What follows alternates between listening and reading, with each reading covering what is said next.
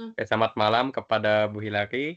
Jadi, kami dari kelompok yang akan membahas tentang PSAK 57, yang membahas tentang provisi, liabilitas kontingensi, dan aset kontingensi. Oke, jadi kita mulai. Ya, jadi di sini kelompok kami beranggotakan. Perkenalkan, nama saya Dafal Fatur Hasan dengan NIM 2023-5008. Oke. Lalu ada saya sendiri, Tio Ramadhani dengan NIM 2023-50013. Saya Brigita Gracia dengan NIM 2023-543. Saya Jason Wijaya dengan NIM 2023-575. Saya Septi Anggraini dengan NIM 2023-50156. Saya Fadilan Fikma dengan NIM 2023-50170. Saya Felisa Wanli dengan NIM 2023-50190. Oke. Oke, lanjut. Jadi kita akan membahas di bagian pendahuluan. Jadi, apa tujuan dari PSAK ini? Jadi, tujuannya itu untuk mengatur pengakuan dan pengukuran provisi, liabilitas kontingensi, dan aset kontingensi.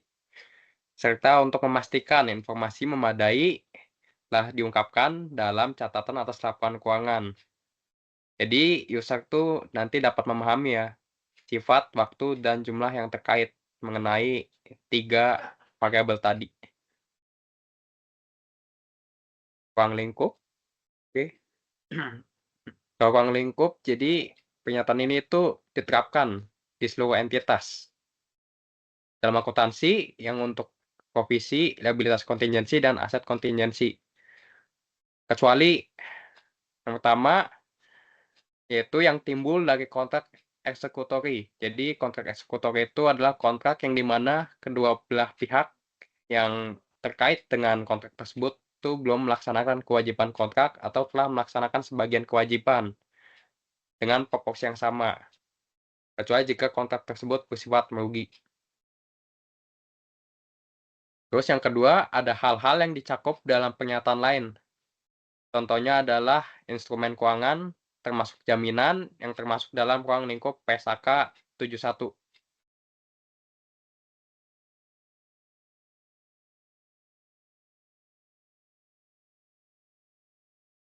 Oke, terus jika misalnya ada PSAK lain yang mengatur jenis provisi, liabilitas kontingensi, dan aset kontingensi tertentu, maka entitas menerapkan PSAK tersebut daripada pernyataan ini. Jadi kita itu, user tuh diharapkan menggunakan PSAK yang sudah mengatur 3 entitas ini, 3 variabel ini yang selain tadi PSAK 57. Terus contohnya seperti yang ada di sini, ada pajak penghasilan yang sudah dibahas di PSAK 46, terus ada sewa yang dibahas di PSAK 73, kecuali sewa yang merugi sebelum tanggal permulaan sewa, sewa jangka pendek, dan sewa yang aset pendasarnya bernilai rendah, yang dicatat sesuai PSAK 73. Terus ada lagi imbalan kerja PSAK 24. Terus masih ada lagi kontrak asuransi yang sudah dibahas di PSAK 74, kecuali ini ya, kecuali provisi, liabilitas kontingensi, dan aset kontingensi asuradur atau insurer. Terus ada imbalan kontingensi pihak pengakuisisi dalam bisnis kombinasi yang dibahas di PSAK 22. Terus ada pendapatan dari kontrak dengan pelanggan yang dibahas di PSAK 72. Cuma karena di PSAK 72 itu tidak terdapat persyaratan spesifik untuk mengatur kontrak dengan pelanggan yang atau menjadi merugi, nyatanya diterapkan untuk kasus tersebut. Jadi yang bagian sini, yang pendapatan dari kontrak itu karena tidak ada persyaratan spesifiknya, jadi yang diterapkan itu menggunakan PSAK 57. Oke, sekarang kita masuk ke definisi. Jadi ini ada beberapa istilah yang digunakan ya di pernyataan ini. Yang pertama ada aset kontingensi, yaitu aset potensial yang timbul dari peristiwa masa lalu dan keberadaannya menjadi pasti dengan terjadi atau tidak terjadinya satu atau lebih peristiwa di masa depan yang tidak sepenuhnya berada dalam kendali entitas. Nah, jadi belum pasti ya, soalnya ada di masa depan tuh. Terus kewajiban hukum yang nomor 2, jadi kewajiban yang timbul dari suatu kontrak secara eksplisit atau implisit, aturan perundang-undangan atau pelaksanaan produk hukum lainnya.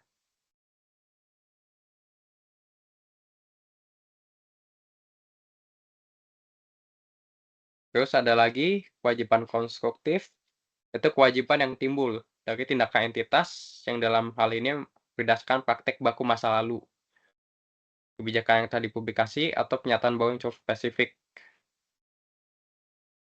Tuh, entitas telah memberikan indikasi kepada pihak lain bahwa entitas akan menerima tanggung jawab tertentu. Dan akibatnya entitas telah menciptakan perkiraan valid. Jadi ada estimasi.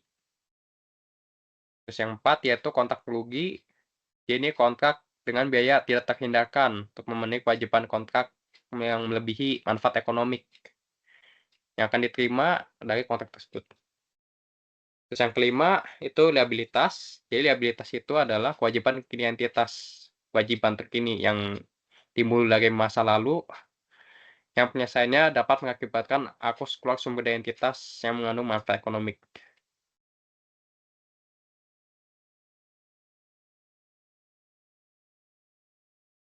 Terus ada liabilitas kontingensi. Ini kewajiban potensial yang timbul dari peristiwa masa lalu. Dan keberadaannya menjadi pasti dengan terjadi atau tidak terjadinya satu atau lebih peristiwa di masa depan yang tidak sepenuhnya berada dalam kendali entitas atau kewajiban kini yang timbul sebagai akibat peristiwa masa lalu, tetapi dia tidak diakui karena tidak terdapat kemungkinan entitas mengeluarkan sumber daya yang mengandung manfaat ekonomik untuk menyelesaikan kewajibannya atau jumlah kewajiban tersebut tidak dapat diukur secara andal. Terus ada yang ketujuh, peristiwa yang mengikat. Jadi peristiwa yang menimbulkan kewajiban hukum atau kewajiban konstruktif yang mengakibatkan entitas tidak memiliki alternatif lain kecuali menyelesaikan kewajiban tersebut. Di sini ada provisi, itu ada liabilitas yang waktu atau jumlah belum pasti, contohnya kayak garansi, premium, dan sebagainya. Terus ada restrukturisasi, yaitu ada program yang direncanakan dan dikendalikan oleh manajemen dan secara material mengubah lingkup kegiatan usaha entitas atau cara mengelola usaha.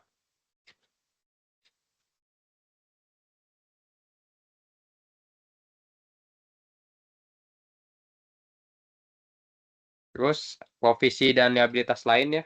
Oke, jadi provisi itu dibedakan dari liabilitas lain. Dia berbeda ya dari liabilitas. Ada liability, itu utang usaha dan akwal. Karena provisi itu nggak ada kepastian mengenai waktu dan jumlah yang dikeluarkan, jadi masih berupa estimasi.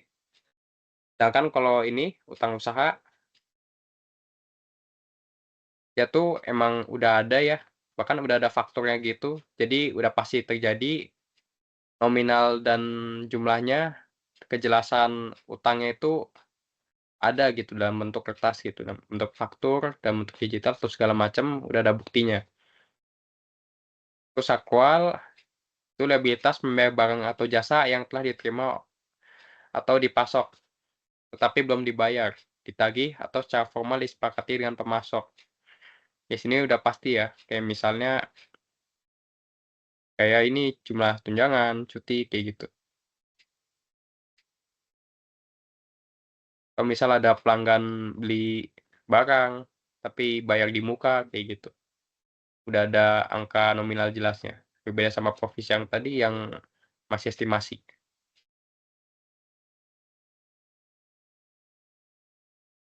Terus ada informasi tambahan, kalau akwal itu sering dilaporkan sebagai bagian dari utang usaha atau accounts payable atau utang lain dari liability, sedangkan kalau provisi itu biasanya dilaporkan secara terpisah. Oke, jadi selanjutnya di sini ada hubungan antara provisi dan liabilitas kontingensi. Jadi, secara umum itu seluruh provisi bersifat kontingensi karena tidak pasti dalam waktu atau jumlah. Tapi pernyataan ini, istilah kontingensi digunakan untuk liabilitas dan aset yang tidak diakui karena keberadaannya akan dikonfirmasi dengan terjadi atau tidak terjadinya satu atau lebih peristiwa di masa depan yang tidak sepenuhnya berada di dalam kendali entitas, Sebagai tambahan, liabilitas kontingensi digunakan untuk liabilitas yang tidak memenuhi kriteria pengakuan. Jadi yang ke-13 ini ada pernyataan untuk membedakan istilah-istilahnya. Ada apa aja sih? Jadi yang A ini provisi diakui sebagai liabilitas dengan asumsi dapat dibuat estimasi andal karena provisi tersebut merupakan kewajiban masa kini dan memungkinkan besar atau probable atau apa ya kurang yang mengakibatkan arus keluar sumber daya yang mengandung manfaat ekonomi untuk menyelesaikan dan kewajiban tersebut. Kemudian yang B ada liabilitas kontingensi yang tidak diakui sebagai liabilitas karena liabilitas kontingensi tersebut merupakan salah satu dari hal berikut ini. Di sini ada dua. Yang pertama ini ada kewajiban potensial karena belum pasti apakah entitas memiliki kewajiban kini akan menimbulkan arus keluar sumber daya yang mengandung manfaat ekonomi, atau yang kedua ada kewajiban kini yang tidak memenuhi kriteria pengakuan dalam pernyataan ini karena tidak besar kemungkinannya bahwa penyelesaian kewajiban tersebut mengakibatkan arus keluar sumber daya yang mengandung manfaat ekonomi atau karena estimasi memadai yang andal mengenai jumlah kewajiban yang tidak dapat dibuat. Oke, selanjutnya ada pengakuan ya. Tolong. Nah, jadi di sini ada 3 hal nih untuk supaya kita tahu bagaimana provisi itu bisa diakui. Yang pertama itu, jadi entitas memiliki kewajiban kini atau tidak bersifat hukum maupun konstruktif sebagai akibat dari peristiwa yang terjadi di masa lalu. Kemudian yang kedua ini, kemungkinan besar penyelesaian kewajiban tersebut mengakibatkan arus keluar sumber daya yang mengandung manfaat ekonomi. Kemudian yang terakhir, yang ketiga, ada estimasi yang andal mengenai jumlah kewajiban tersebut dapat dibuat. Jika kondisi di atas tidak terpenuhi, maka provisi itu dia nggak bisa diakui ya. Oke, selanjutnya di sini ada kewajiban kini. Jadi dalam peristiwa yang jarang terjadi, tidak dapat ditentukan secara jelas apakah terdapat yang namanya kewajiban kini. Dalam hal ini, peristiwa masa lalu dianggap menimbulkan kewajiban kini jika setelah mempertimbangkan seluruh bukti tersedia, terdapat kemungkinan lebih besar daripada tidak terjadi bahwa kewajiban kini muncul pada akhir periode pelaporan. Jadi yang ke-16 ini, hampir seluruh kasus akan sangat jelas apakah masa lalu menimbulkan kewajiban kini. Dalam beberapa kasus yang jarang terjadi, sebagai contoh dalam tutupan hukum, dapat timbul perbedaan pendapat mengenai peristiwa tertentu sudah terjadi atau apakah peristiwa tersebut menimbulkan kewajiban kini. Jika demikian halnya, maka entitas menentukan apakah kewajiban kini telah ada pada akhir periode pelaporan dengan mempertimbangkan seluruh bukti yang tersedia, termasuk sebagai contoh adanya pendapat ahli. Terus kemudian ada bukti yang dipertimbangkan untuk mencakup antara lain bukti tambahan yang diperoleh dari peristiwa setelah akhir periode pelaporan atas dasar bukti-bukti tersebut. Di sini ada 2. Yang pertama ini yang A. Jadi jika kemungkinan lebih besar daripada tidak terjadi bahwa kewajiban kini telah ada pada akhir periode pelaporan, maka entitas mengakui provisi atau jika kriteria pengakuan provisi terpenuhi. Kemudian yang kedua sini ada yang B, jika kemungkinan lebih besar daripada tidak terjadi bahwa kewajiban kini belum ada pada akhir periode pelaporan, maka entitas mengungkapkan liabilitas kontingensi. Jadi selanjutnya di sini ada peristiwa masa lalu. Jadi peristiwa masa lalu yang menimbulkan kewajiban kini adalah peristiwa yang mengakibatkan entitas tidak memiliki alternatif realistis selain menyelesaikan kewajiban tersebut. Hal ini terjadi hanya jika di sini ada 2 kemungkinan. Yang pertama itu ada penyelesaian kewajiban dapat dipisahkan secara hukum, atau mungkin yang kedua peristiwa tersebut menimbulkan kewajiban konstruktif, yaitu kewajiban yang timbul dari tindakan entitas, misalnya ada kebiasaan masa lalu, kebijakan yang diumumkan secara publik, atau mungkin pernyataan yang saat ini cukup jelas, yang itu menunjukkan kepada pihak bahwa entitas akan menerima tanggung jawab tertentu dan sebagai akibatnya telah menimbulkan ekspektasi yang valid pada pihak-pihak tersebut, bahwa entitas tersebut menyelesaikan kewajiban tersebut. Kemudian di sini yang ke-18. Jadi laporan keuangan itu menggambarkan posisi keuangan entitas pada akhir periode pelaporan dan bukan posisi keuangan yang mungkin terjadi di masa depan. Oleh karena itu, entitas tidak mengakui provisi untuk biaya yang diperlukan untuk operasi di masa depan. Liabilitas yang diakui dalam laporan posisi keuangan entitas hanyalah liabilitas yang telah ada pada akhir periode pelaporan. Jadi yang di sini di 19, jadi provisi itu diakui hanya untuk kewajiban yang timbul dari peristiwa masa lalu yang terpisah dari tindakan entitas di masa depan, yaitu tindakan bisnis di entitas masa depan. Contoh kewajiban ini adalah denda atau biaya pemulihan pencemaran lingkungan yang serupa dengan hal tersebut. Jadi entitas mengakui provisi bagi biaya kegiatan purna operasi atau decommissioning instalasi minyak atau instalasi nuklir sebatas jumlah yang harus ditanggung entitas untuk memperbaiki kerusakan yang telah ditimbulkan. Sebaliknya, seperti karena desakan bisnis atau ketentuan hukum, entitas mungkin bermaksud atau harus mengeluarkan biaya tertentu sehingga dapat beroperasi dengan cara tertentu di masa depan. Sebagai contoh, dengan memasang penyaring atau filter asap di pabrik, karena entitas dapat menghindari pengeluaran biaya di masa depan melalui tindakan di masa depan.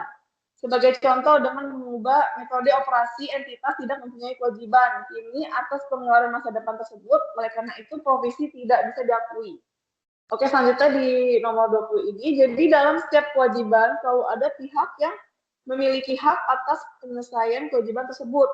Akan tetapi, entitas tidak perlu mengidentifikasi pihak lain tersebut, bahkan pihak tersebut bisa saja mengikuti masyarakat luas. Mengingat dalam kewajiban selalu terdapat komitmen kepada pihak lain, putusan manajemen atau unit organisasi yang berwenang tidak mengakibatkan timbulnya kewajiban konstruktif pada akhir periode pelaporan, kecuali putusan tersebut telah dikomunikasikan sebelum akhir periode pelaporan kepada pihak yang berkepentingan dengan penjelasan memadai sehingga pihak yang berkepentingan tersebut memiliki perkiraan yang valid bahwa entitas akan memenuhi kewajibannya. Oke, yang ke-21 ini, suatu peristiwa mungkin tidak segera menimbulkan kewajiban konstruktif, namun di kemudian hari, peristiwa tersebut dapat menimbulkan kewajiban konstruktif karena perubahan peraturan perundang-undangan atau tindakan entitas. Sebagai contoh, ketika entitas mempublikasikan suatu pengumuman secara cukup jelas. Sebagai contoh, terhadap kerusakan lingkungan, entitas terkait untuk tunduk kepada peraturan perundang-undangan saat ini. Meskipun entitas tersebut belum tunduk pada peraturan perundang-undangan yang mungkin disyaratkan di masa depan. Oke, selanjutnya di sini, ketika rancangan peraturan perundang-undangan sedang dalam proses penyelesaian, kewajiban dianggap timbul hanya pada saat timbul keyakinan bahwa peraturan perundang-undangan tersebut akan diberlakukan sesuai dengan rancangannya. Dalam pernyataan ini, kewajiban tersebut digolongkan sebagai kewajiban hukum. Pada berbagai kemungkinan situasi, seringkali sulit untuk menentukan terjadinya peristiwa yang menimbulkan keyakinan bahwa suatu peraturan perundang-undangan akan diberlakukan. Bahkan dalam banyak kasus tidak mungkin untuk memastikan pemberlakuan peraturan perundang-undangan hingga peraturan perundang-undangan tersebut benar-benar diberlakukan. Oke, selanjutnya di sini kita akan membahas tentang kemungkinan besar arus keluar sumber daya yang mengandung manfaat ekonomik. Jadi liabilitas yang memenuhi kualifikasi pengakuan tidak hanya kewajiban kini saja, namun juga kemungkinan besar terjadinya arus keluar sumber daya yang mengandung manfaat ekonomik untuk menyelesaikan kewajiban tersebut. Dalam pernyataan ini, arus keluar sumber daya atau terjadinya suatu peristiwa dianggap sebagai suatu kemungkinan besar jika kemungkinan terjadinya peristiwa tersebut lebih besar daripada kemungkinan tidak terjadinya. Jika tidak terdapat kemungkinan besar bahwa kewajiban kini telah ada, maka entitas mengungkapkan kewajiban kontingensi. Pengungkapan tersebut tidak perlu dilakukan jika arus keluar sumber daya yang mengandung manfaat ekonomik itu kemungkinannya kecil. Oke. Lalu, jika terdapat sejumlah kewajiban serupa, contohnya garansi atau jaminan produk atau kontrak serupa, maka kemungkinan arus keluar untuk menyelesaikan kewajiban tersebut ditentukan dengan mempertimbangkan keseluruhannya sebagai suatu kelompok kewajiban. Meskipun kemungkinan arus keluar untuk setiap pos kewajiban tersebut kecil, dapat saja terdapat kemungkinan besar timbulnya arus keluar sumber daya yang dibutuhkan untuk menyelesaikan kelompok kewajiban secara keseluruhan. Jika hal itu terjadi, maka provisi diakui dengan syarat kriteria pengakuan lainnya terpenuhi. Oke, selanjutnya estimasi andal dan kewajiban.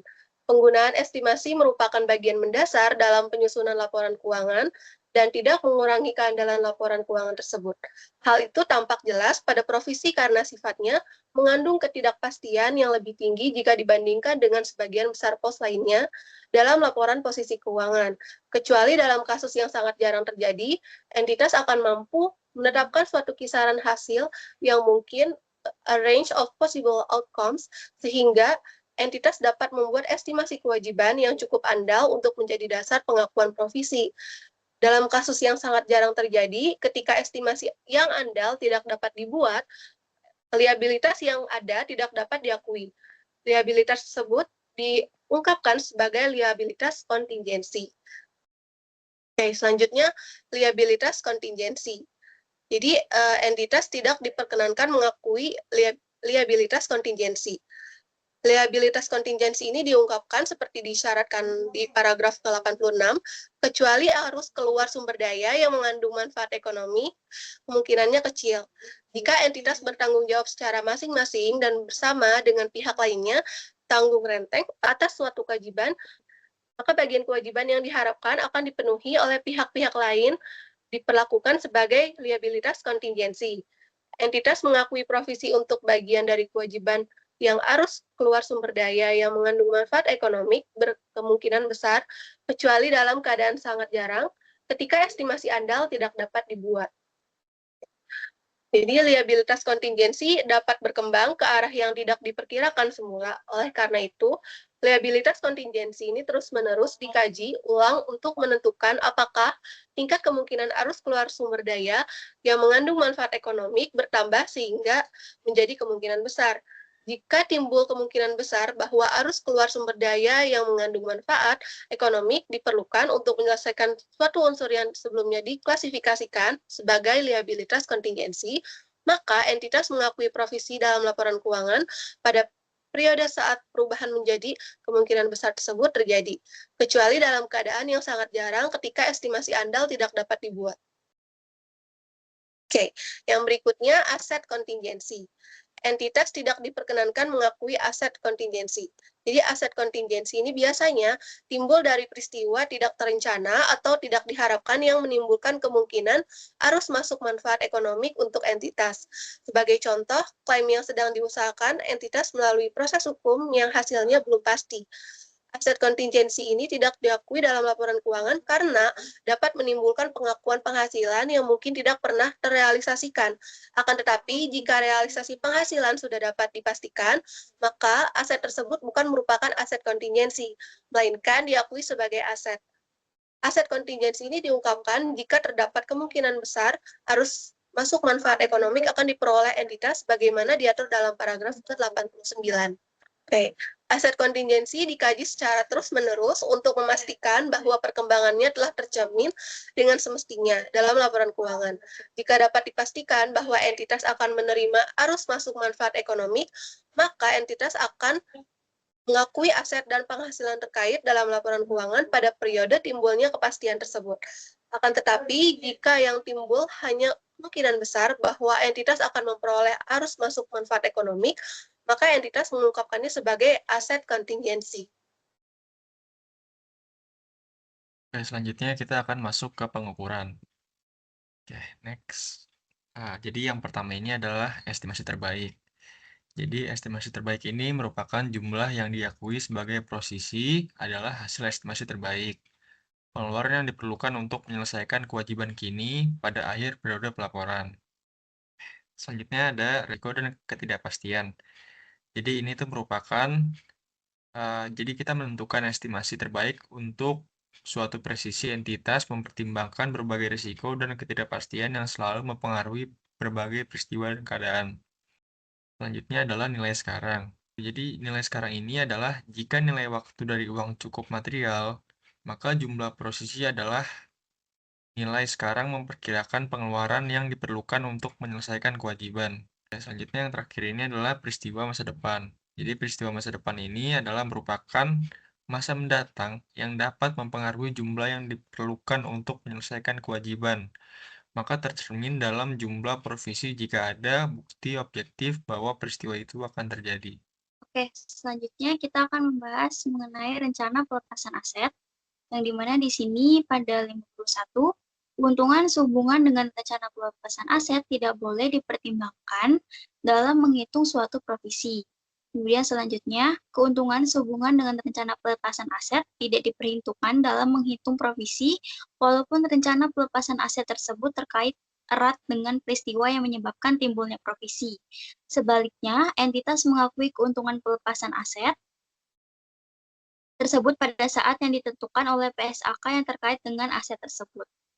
Kemudian penggantian. Di sini disebutkan bahwa jika sebagian atau seluruh pengeluaran untuk menyelesaikan provisi diganti oleh pihak ketiga, maka penggantian itu diakui hanya pada saat timbul keyakinan bahwa penggantian pasti akan diterima jika entitas menyelesaikan kewajiban.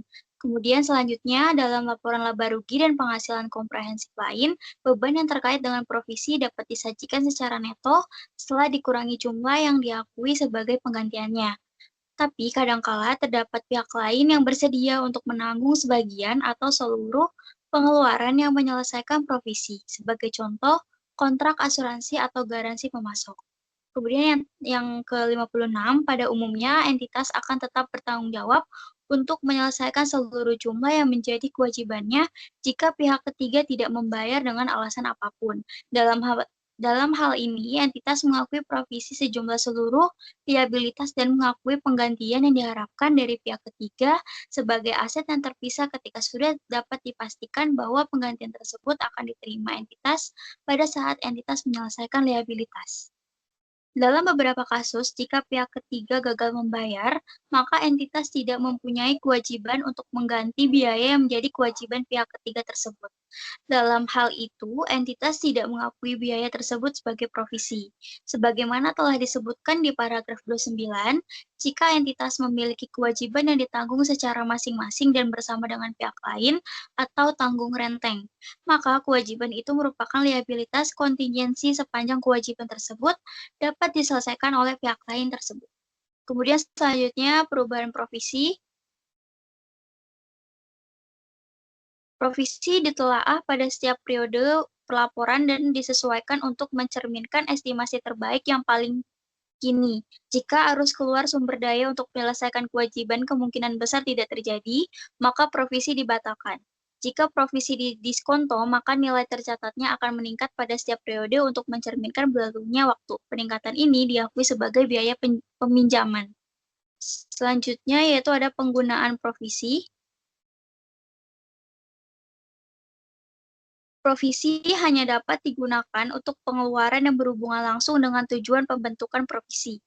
Hanya pengeluaran yang berhubungan langsung dengan tujuan pembentukan provisi awal yang dapat mengurangi provisi. Membebankan pengeluaran untuk mengurangi provisi yang semula diakui untuk tujuan lain akan menghilangkan pengaruh dari dua peristiwa yang berbeda. Selanjutnya ada penerapan aturan pengakuan dan pengukuran. Oke, kita akan bahas tentang kerugian operasi masa depan. Jadi, provisi tidak boleh diakui untuk kerugian operasi di masa depan. Nah, kerugian operasi di masa depan ini tidak memenuhi definisi liabilitas di paragraf 10 dan kriteria pengakuan umum bagi provisi seperti yang dijelaskan di paragraf 14. Perkiraan ini akan terjadinya kerugian operasi masa depan merupakan indikasi bahwa aset tertentu dalam suatu operasi mungkin mengalami penurunan nilai. Entitas menguji adanya penurunan nilai aset sesuai dengan PSAK 236 tentang penurunan nilai aset. Ya, jika entitas terikat dalam suatu kontrak merugi, maka kewajiban kini menurut kontrak tersebut diukur dan diakui sebagai provisi.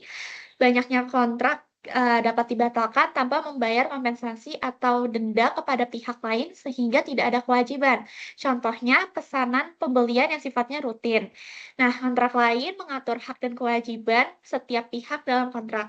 Jika terjadi peristiwa yang mengakibatkan kontrak tersebut merugi, maka kontrak tersebut masuk dalam lingkup pernyataan ini dan dapat liabilitas yang diakui.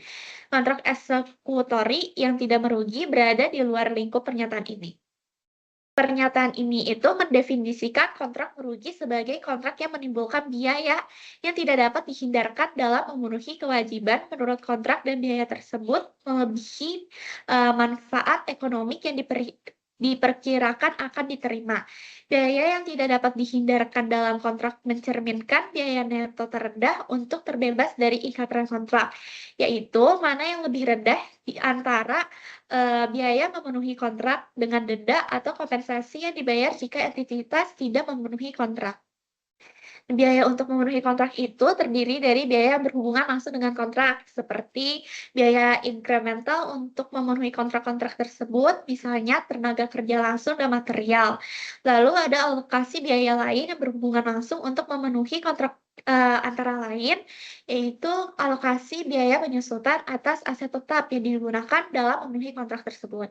Nah, sebelum membentuk suatu provisi untuk kontrak yang merugi, entitas mengakui kerugian karena penurunan nilai aset yang digunakan dalam memenuhi kontrak tersebut sesuai dengan PSAK 236 penurunan nilai aset. Nah, berikut adalah contoh peristiwa yang dapat digolongkan sebagai restrukturasi, yaitu ada penjualan atau penghentian suatu lini usaha, lalu ada penutupan lokal usaha dalam suatu negara atau regional, atau relokasi kegiatan usaha ke negara atau kawasan regional lain. Lalu ada perubahan dalam struktur manajemen, sebagai contoh menghilangkan satu lapis manajemen dan reorganisasi mendasar yang memiliki dampak signifikan terhadap karakteristik dan fokus operasi entitas. Oke. Lalu di restrukturasi ini, provisi untuk biaya restrukturasi diakui hanya jika kriteria pengakuan umum yang berlaku bagi provisi sesuai dengan paragraf 14 terpenuhi. Jadi paragraf 72-83 itu mengatur tentang penerapan kriteria pengakuan umum dalam restrukturasi.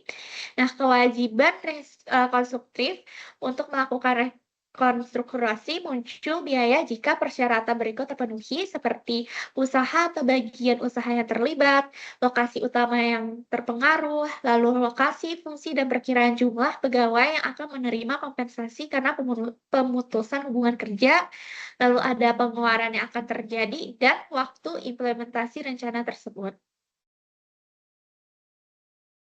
Nah, agar suatu rencana dapat dianggap sebagai kewajiban konstruktif, ketika dikomunikasikan kepada pihak yang terkena dampaknya, maka implementasinya perlu direncanakan sedini mungkin dan diselesaikan dalam jangka waktu yang tidak memungkinkan untuk mengubah rencana tersebut secara signifikan. Jika terdapat penundaan rencana restrukturasi atau jika restrukturasi akan berlangsung lebih lama dari yang direncanakan, maka entitas akan memiliki kesempatan untuk melakukan perubahan atas rencana semula. Jadi, rencana restrukturasi tersebut tidak dapat dianggap sebagai kewajiban konstruktif. Selanjutnya, keputusan entitas untuk melakukan restrukturasi yang diambil sebelum akhir periode pelaporan itu tidak menimbulkan kewajiban konstruktif pada akhir periode pelaporan, kecuali sebelum akhir periode pelaporan, entitas telah memulai mengimplementasikan rencana restrukturasi atau mengumumkan pokok-pokok rencana restrukturasi kepada pihak yang terkena dampak rencana tersebut secara spesifik sedemikian rupa, sehingga menimbulkan perkiraan yang valid pada pihak tersebut bahwa entitas akan melaksanakan restrukturasi. Jika entitas mulai mengimplementasikan rencana restrukturasi atau mengumumkan pokok-pokok rencananya kepada pihak yang terkena dampaknya hanya setelah periode pelaporan, maka pengungkapan diisyaratkan dalam PSAK 210 tentang peristiwa setelah periode pelaporan. Jika restrukturasi tersebut adalah material dan ketiadaan pengungkapan diperkirakan cukup dapat mempengaruhi keputusan yang dibuat oleh pengguna, terutama laporan keuangan bertujuan umum atas dasar pelaporan keuangan tersebut yang memberikan informasi keuangan tentang entitas pelapor tertentu. Nah, meskipun suatu kewajiban konstruktif tidak timbul semata-mata karena putusan manajemen atau unit organisasi yang berwenang, kewajiban dapat timbul dari peristiwa terdahulu yang terjadi bersama dengan keputusan tersebut. Contohnya, negosiasi dengan wakil para karyawan untuk pembayaran dalam rangka pemutusan hubungan kerja atau negosiasi dengan para pembeli untuk penjualan suatu operasi suatu operasi yang mungkin dapat dituntaskan hanya melalui persetujuan unit organisasi yang berwenang. Nah, begitu persetujuan tersebut telah diperoleh dan dikomunikasikan kepada pihak lain, saat itu juga entitas memiliki kewajiban konstruktif untuk melakukan restrukturasi dengan catatan persyaratan yang dijelaskan di paragraf 72 tersebut terpenuhi. Nah, dimungkinkan otoritas akhir menjadi hak suatu dewan yang anggotanya termasuk perwakilan dari pihak-pihak yang berkepentingan selain manajemen seperti karyawan atau pemberitahuan kepada perwakilan tersebut mungkin diperlukan sebelum keputusan dewan disetujui karena suatu keputusan yang diambil dewan ini melibatkan suatu komunikasi dengan perwakilan ini. Nah, komunikasi ini itu mungkin menghasilkan suatu kewajiban konstruktif untuk merestrukturasi. Dan tidak ada kewajiban yang timbul dalam penjualan suatu operasi hingga entitas membuat suatu perjanjian penjualan yang mengikat. Nah, walaupun entitas telah mengambil keputusan untuk menjual suatu operasi dan mengumumkan putusan tersebut kepada masyarakat, entitas tidak terikat pada putusannya sebelum pembeli telah teridentifikasi dan terdapat perjanjian penjualan yang mengikat. Sampai terdapat penjualan yang mengikat, entitas dapat mengubah pikirannya dan bahkan harus mengambil tindakan lain jika tidak mencapai kesepakatan dengan pembeli. Jika penjualan suatu operasi dipandang sebagai bagian dari restrukturasi, maka aset dari operasi yang bersangkutan perlu dievaluasi untuk menentukan apakah terjadi penurunan nilai sesuai dengan PSAK 236 tentang penurunan nilai aset.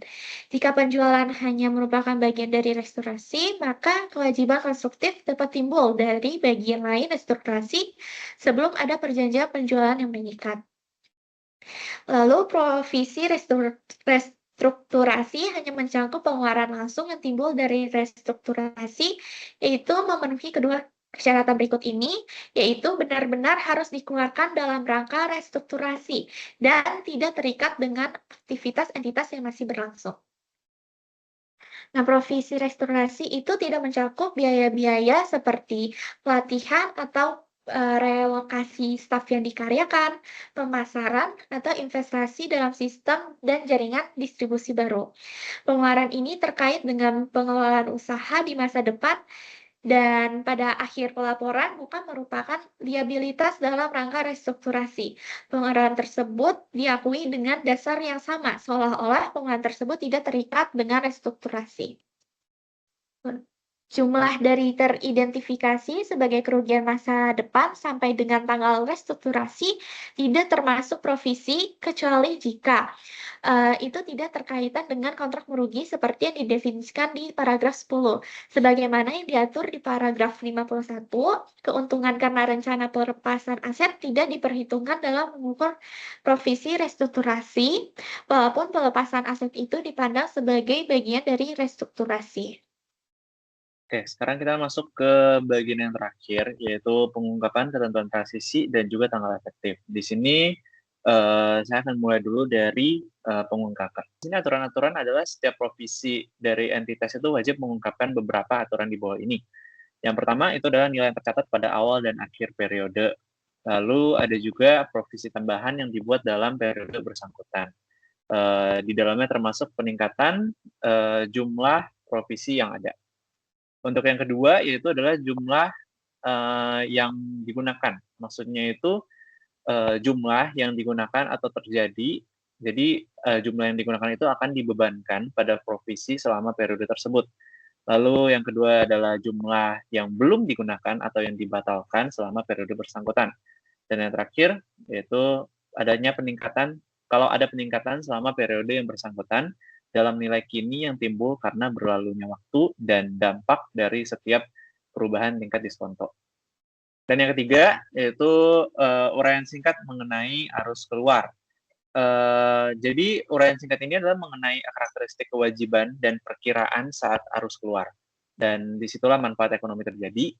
Kemudian ada indikasi mengenai ketidakpastian jumlah arus keluar dan jumlah estimasi penggantian yang diterima. Jadi maksudnya kalau tadi adalah ketidakpastian saat atau jumlah arus keluar itu jika diperlukan dalam rangka menyediakan informasi yang memadai. Jadi entitas itu harus mengungkapkan asumsi utama yang mendasari perkiraan peristiwa masa depan.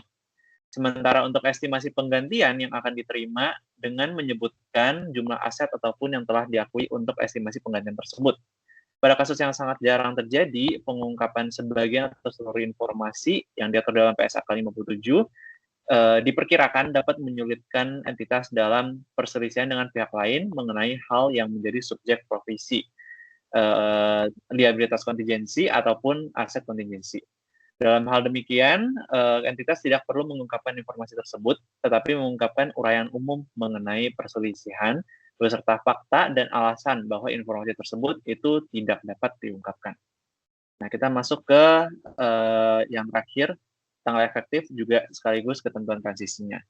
Tanggal efektif adalah dampak diterapkannya PSAK ini pada tanggal efektifnya atau lebih awal dilaporkan sebagai penyesuaian saldo laba awal pada periode PSAK ini pertama kali diterapkan. Untuk ketentuan transisi, entitas itu dianjurkan tetapi tidak disyaratkan untuk menyesuaikan saldo laba awal dari periode sajian paling dini dan menyajikan kembali informasi komparatif.